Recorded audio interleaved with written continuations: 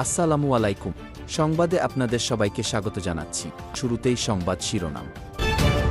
ইউক্রেনীয় সেনাদের ঘিরে ফেলেছে রাশিয়া, বললেন আমেরিকার প্রেসিডেন্ট ডোনাল্ড ট্রাম্প। রাশিয়ার প্রেসিডেন্ট ভ্লাদিমির পুতিনের সঙ্গে যুক্তরাষ্ট্রের ভালো আলোচনা হয়েছে বলে দাবি করেছেন প্রেসিডেন্ট ডোনাল্ড ট্রাম্প। এছাড়া রাশিয়া ইউক্রেনের মধ্যে যুদ্ধ থামতে পারে বলে মন্তব্য করেছেন তিনি। ট্রাম্প বলেছেন, রাশিয়া ইউক্রেনের মধ্যে ভয়ানক রক্তক্ষয়ী যুদ্ধ শেষ পর্যন্ত থামার বড় সম্ভাবনা আছে। এছাড়া রাশিয়ার তুরস্কে প্রবেশ করা ইউক্রেনীয় সেনাদের রুশ সেনারা ঘিরে ফেলেছে বলে জানিয়েছেন মার্কিন প্রেসিডেন্ট। তবে পুতিন যেন তাদের হত্যা না করে সেজন্য তিনি জোর অনুরোধ জানিয়েছেন। সামাজিক মাধ্যমে এ ব্যাপারে একটি পোস্ট করে লিখেছেন ট্রাম্প। গতকাল রাশিয়ার প্রেসিডেন্ট ভ্লাদিমির পুতিনের সঙ্গে ভালো আলোচনা হয়েছে বলে মন্তব্য করেছেন তিনি এবং সম্ভাবনা আছে ভয়ানক রক্তক্ষয়ী যুদ্ধ শেষ হবে এবং থামবে। রুশ সেনাদের দ্বারা কয়েক হাজার ইউক্রেনীয় সেনা পুরোপুরি অবরুদ্ধ আছে এবং খুব খারাপ অবস্থায় আছে।